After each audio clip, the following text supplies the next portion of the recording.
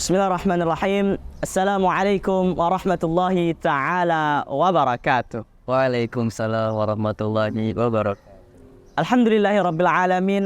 Wassalatu wassalamu ala ashrafil anbiya'i wal mursalin wa ala alihi wa sahbihi ajma'in. Amma ba'd. Apa kabar pemirsa yang berbahagia? Kembali lagi bersama kita di acara Tabassam, talk show bersama santri milenial. Tabassam kali ini akan membahas sebuah topik yang dimana topik ini sangat spesial menurut saya. Topik tersebut yaitu menggali prestasi santri di era milenial sekarang. With me, Stephen Adamariski, as your host who will guide you in this show today. Dan ini dia, Muhammad Ikra Al-Hakim, juara ketiga debat MQKN 2023. Kok bisa abang itu kepilih menjadi peserta debat yang sehingga sampai nasional gitu? Oke. Awal mulanya, kenapa saya bisa terpilih menjadi seorang anggota debat dari MKKN nasional? Waktu itu awalnya tanpa sengaja, betul-betul tanpa sengaja saya dipilih oleh peserta debat yang lain secara acak. Berarti bukan dipilih secara khusus gitu? Nggak dipilih secara khusus, tanpa sebuah tes, tanpa tahapan apapun dari pondok. Tiba-tiba saya dipanggil dan diminta untuk mengikuti lomba yang bertepatan di sekitar Jakarta Selatan. Itu awal mula saya dipilih menjadi anggota debat Pondok Pesantren As-Saqqafah yang akhirnya bisa sampai menuju Lamongan dan memenangkan juara 3 MKKN nasional. Keren juga itu. Iya. Pas kepilih itu gimana? Rasanya senang atau bangga atau biasa aja gitu? Oh, perasaan saya waktu itu ketika pertama kali dipilih jadi anggota mereka, itu jelas kaget. Karena saya tuh anak baru, saya gak ngerti apa-apa, tapi tiba-tiba saya dipilih menjadi seorang anggota debat bersama mereka yang menurut saya sudah lebih expert dan terbiasa untuk berbicara menggunakan bahasa. Tapi saya juga sekaligus senang karena di sisi yang lain itu menandakan bahwa saya di mata mereka memiliki sebuah potensi, memiliki sebuah skill yang dimana skill ini bisa bermanfaat bagi tim mereka agar mereka bisa menang nantinya. Jadi awalnya itu luar ekspektasi ya? Betul. Keren juga tuh. Kan sebelum ada lomba, sebelum tampil nih, itu butuh persiapan berapa lama itu buat nyiapin lomba, nyiapin bahasanya supaya keren. Itu gimana tuh? Untuk lomba pertama di tingkat Jakarta Selatan sebenarnya tidak menggunakan persiapan apapun. Mungkin hanya sejam 2 jam sebelum perlombaan dimulai, itu pun hanya membaca materi-materi yang dijadikan tema dalam lomba debat tersebut. Sedangkan untuk tingkat-tingkat selanjutnya, tingkat kota dan tingkat nasional, itu diperlukan sekitar mungkin lebih dari 3 minggu atau mungkin sampai 1 bulan untuk hanya mempersiapkan tema apa saja yang akan dilombakan nanti. Berlatih bahasa, mendengarkan lagu untuk saya sendiri, berlatih berbicara, kemudian berdiskusi bersama teman-teman debat yang lain tentang bagaimana akan menyanggah argumen, memberikan argumen, ataupun hal-hal lain yang harus memang dipersiapkan. Jadi tadi saya ada mendengar tuh kata abang, mendengar lagu juga berpengaruh ya? Iya, betul. Jadi kita ini bisa latih bahasa Inggris kita itu dengan mendengar lagu. Sebenarnya kita bisa melatih bahasa Inggris kita lewat mana saja. Bisa dari mendengarkan musik atau mungkin menonton film. Buat yang suka main game nih, mungkin bisa lewat game-game yang online yang berhubungan dengan orang lain. Itu mungkin bisa dilatih bahasanya dengan berteman atau bermain bersama orang-orang di luar Indonesia.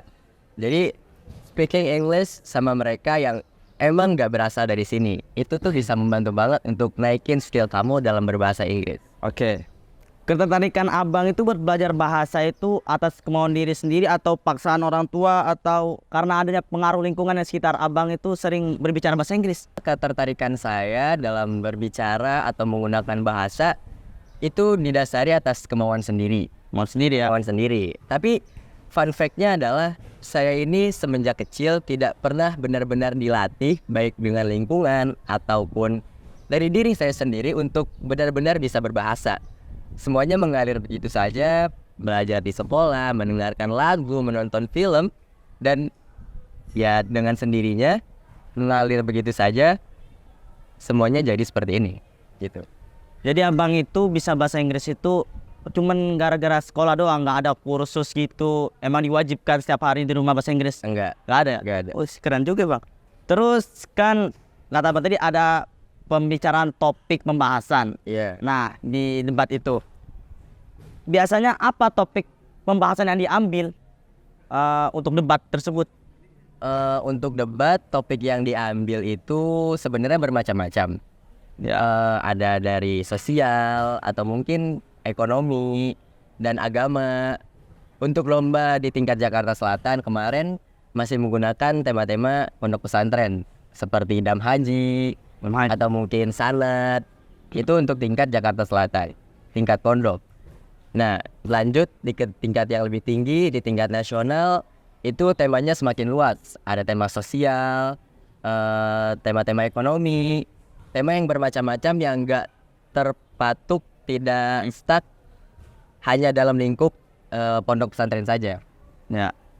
Jadi topik di debat itu nggak khusus agama ya. Berarti selama orang mengira topik debat karena di ajang MQKN itu mungkin orang berpikiran itu hanya sekitaran pembahasan agama. Enggak. Ternyata tidak.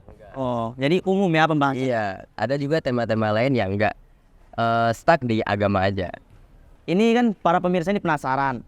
Kasih gambaran sedikit aja buat penonton tuh gimana kondisi abang itu ketika debat. Asik kah atau gimana kah? Tolong sampaikan kepada penonton nih, penasaran kayaknya. Untuk kondisi saat debat itu sebenarnya menegangkan ya. Ya, Karena karena debatnya bahasa Inggris dan itu kan bukan bahasa sehari-hari saya. Jadi untuk berbicaranya pun, untuk menyanggah argumen lawan, untuk memberikan pendapat itu harus mikir ekstra, harus mikir 2 kali karena pertama itu kita harus tahu dulu nih bahasa Inggrisnya itu apa. Terus kedua baru kita mikir, oh sanggahannya apa nih buat sanggah argumen lawan. Itu kan kita harus perhatiin juga. Iya, penting banget itu. Iya, jadi karena saya ini adalah seorang third speaker yang dimana tugas saya dalam tema debat, dalam perlombaan debat itu adalah menyimpulkan. Jadi dari semua argumen yang udah diberikan oleh tim saya akan merangkum semuanya, saya jadikan sebuah kesimpulan yang dimana di akhir saya akan memberikan kembali kesimpulan tersebut kepada para juri. Gitu. Berarti dalam satu tim itu tugas debat itu dibagi-bagi, ada yang buat ngelawan orang, menahan argumen, ada yang buat kesimpulan juga. Betul. Saat itu abang menjadi di tim itu sebagai penarik kesimpulan ya? Betul sekali. Kan abang bisa debat hebat sampai ke nasional itu pasti ada seorang tokoh inspirasi menurut abang yang keren banget tuh. Iya. Siapa tuh orangnya?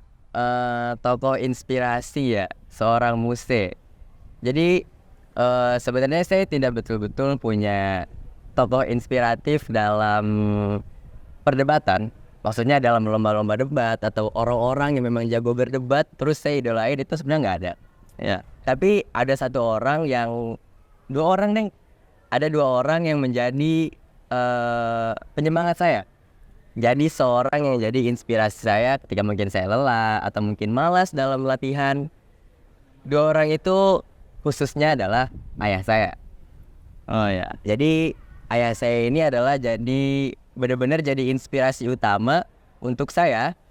Karena dengan kata-kata beliau, dengan semua yang beliau ucapkan, motivasi, saran, penyemangat, itu benar-benar membangun saya menjadi seseorang yang menghargai bentuk dari sebuah usaha. Oh, berarti tokoh inspirasi yang paling utama itu bukan sejarawan atau public speaking yang keren. Berarti ayah dan ibu kita sendiri ya? Iya, untuk saya itu ayah dan bunda saya. Jadi penyemangat hidup kita itu bukan tokoh inspirasi yang keren dan tinggi. Itu boleh menjadi sebagai tokoh inspirasi kita. Tapi yang terpenting ayah, ibu, orang tua kita itulah tokoh inspirasi yang sesungguhnya. Kan suatu saat ketika debat itu pasti ada futur atau konflik.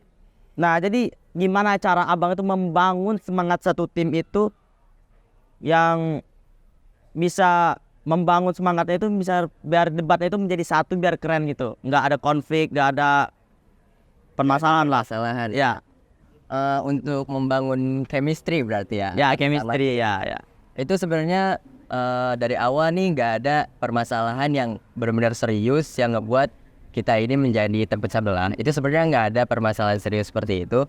Tapi kalau misalkan ngedown terus hilang semangat, males, pengen ngelakuin yang lain, gak mau latihan, itu jelas ada ya. Karena kita juga manusia mau refreshing dan waktu itu kan latihannya diambil ketika kita sedang liburan di rumah. Ya namanya liburan, orang pengennya seneng-seneng ya nggak sih? Mana mungkin orang lagi liburan disuruh latihan, disuruh baca skrip, Ya betul. disuruh ngafalin, gak mau kan?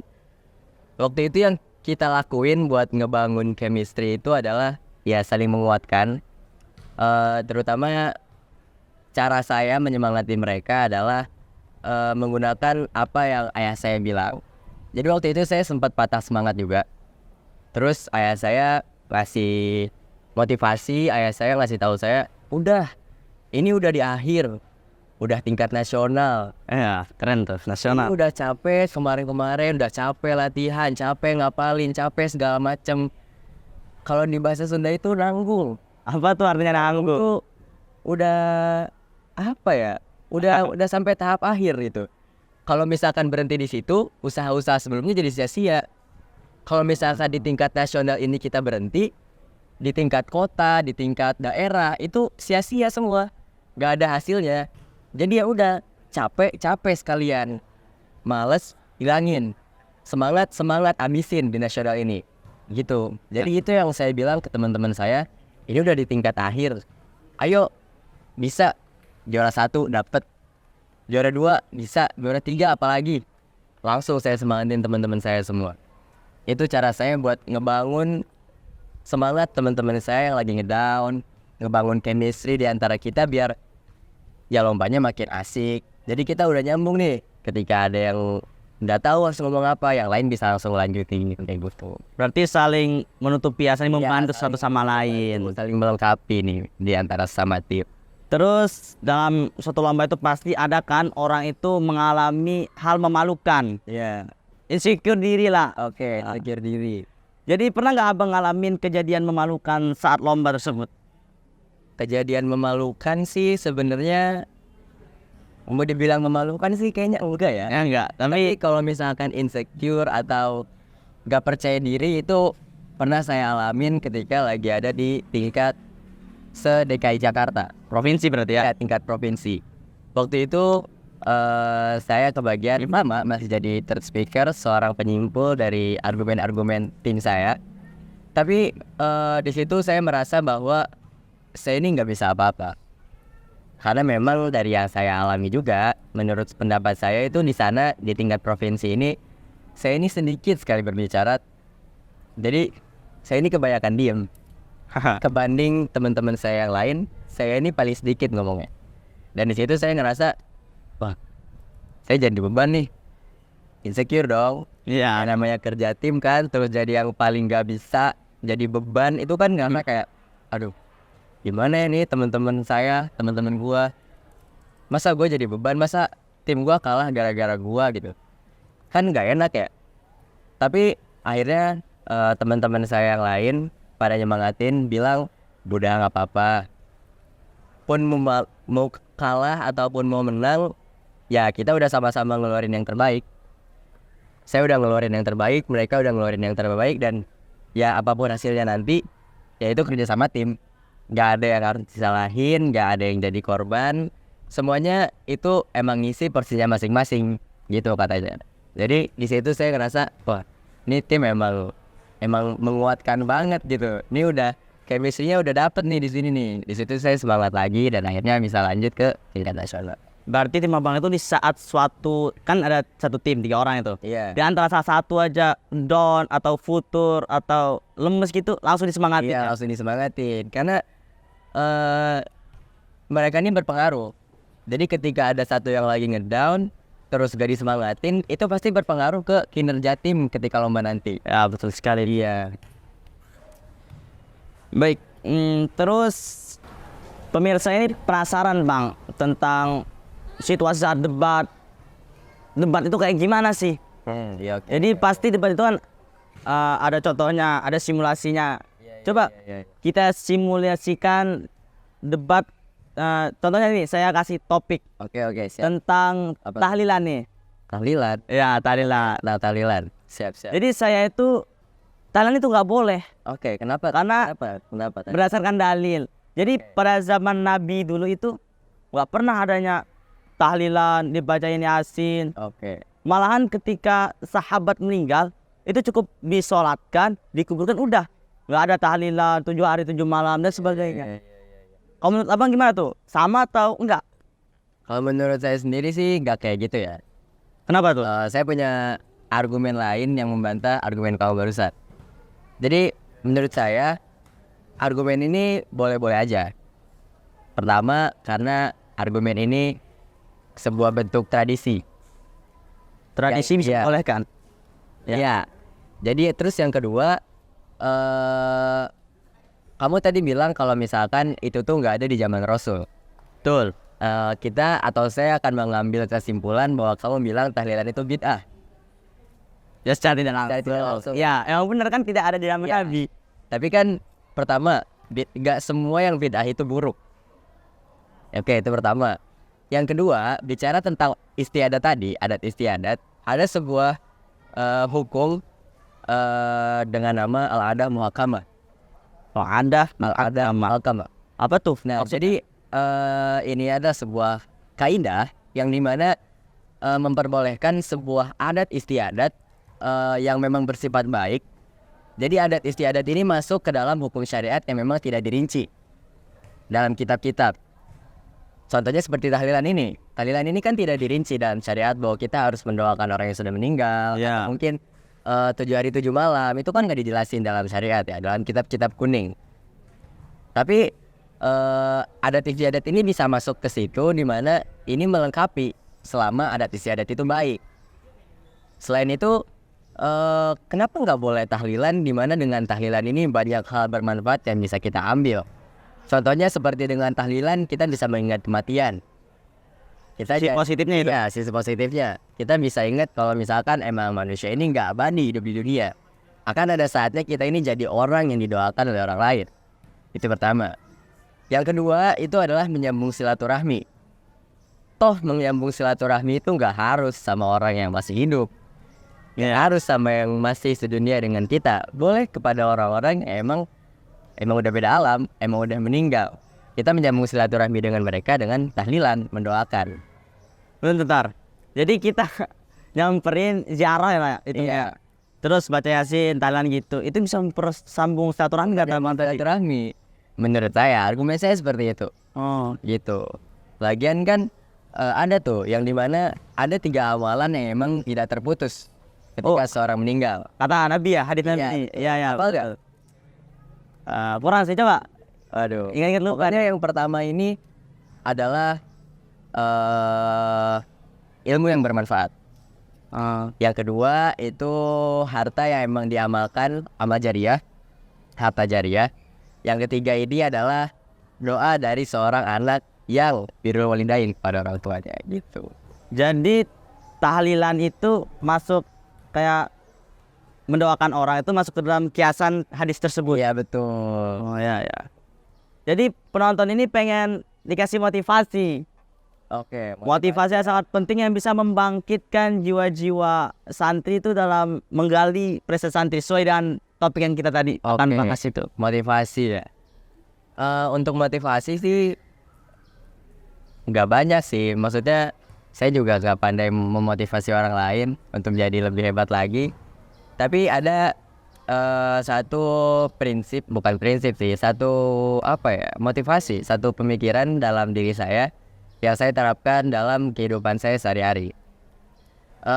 Saya berpikir bahwa saya ini hidup sampai sekarang dengan segala prosesnya itu atas bentuk berkorbannya orang lain buat saya.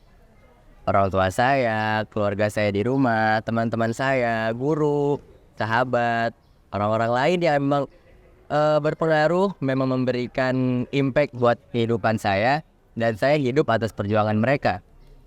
Jadi ketika saya merasa lelah, ketika saya merasa malas, lagi down, lagi mager nih nggak ngapain, pengennya tiduran aja, pengennya rebahan aja, nggak mau jamaah lah, nggak mau sekolah lah, nggak mau kegiatan. Itu saya keinget kalau misalkan ada orang tua nih di rumah, nih banyak nih orang, banyak hal, banyak partisipan yang emang udah berkorban, emang udah memberikan hal-hal yang mereka bisa buat saya, mereka udah berkorban buat saya, memberikan yang terbaik buat saya. Tapi saya di sini malah malas-malasan. Saya di sini langsung terpukul dan udahlah jamaah, udahlah sekolah, kegiatan. Karena menurut saya hidup sampai saat ini dengan segala prosesnya itu bukan bentuk dari jerih payah diri saya sendiri. Ada banyak unsur-unsur, ada banyak orang yang ikut berpartisipasi dalam keberhasilan saya, dalam proses kehidupan saya, proses pembelajaran saya, sampai di titik ini. Itu saya nggak sendiri dan rasanya kurang adil dan gak etis untuk bersikap malas-malasan atas pengorbanan yang udah orang lain berikan buat saya. Seperti itu motivasi, nggak motivasi sih sebenarnya. Iya, lebih ke apa ya?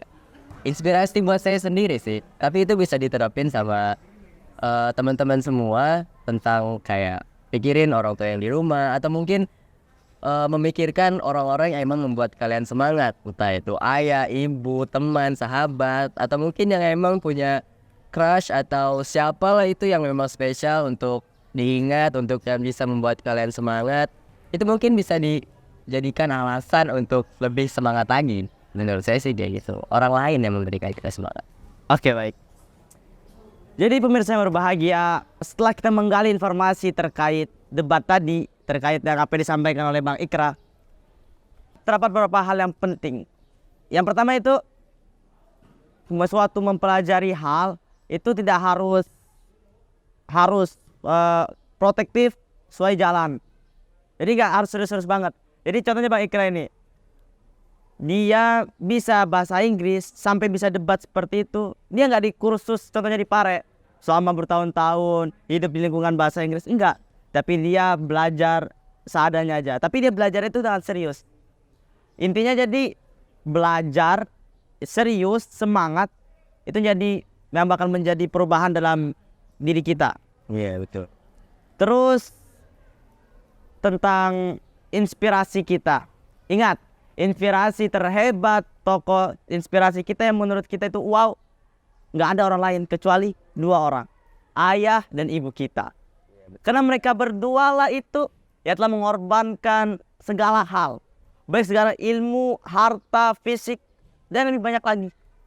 Maka dengan itu jangan pernah lupakan apa yang telah mereka keluarkan demi kita. Kita jangan sampai memalukan mereka dengan suatu hal yang bisa mengecewakan mereka. Ingat, amal yang paling besar pahalanya yang bisa menentukan seorang masuk surga atau neraka itu salah satunya adalah berbakti kepada orang tua. Jika seorang anak berbakti pada orang tua, maka dia bisa masuk surga, insya Allah. Tapi jika anak tidak berbakti, salah satunya tidak menghargai atas perjuangan orang tua, wallahu a'lam, dia bisa terjerumus dalam neraka. Iya, betul. Baik, jadi talk show kali ini telah kita selesaikan dengan bincang-bincang terkait topik tadi. Dan menurut saya narasumber itu Bang Ikra ini sangat keren, sangat ekspresif dalam menyampaikan apa yang kita bahaskan tadi. Terima kasih. Oke, pemirsa yang berbahagia, demikian yang dapat kami sampaikan. Mohon maaf atas segala kekurangan yang telah kami perbuat. Wallahu a'lam bishawab. Wallahul muwaffiq ila aqwamit thariq.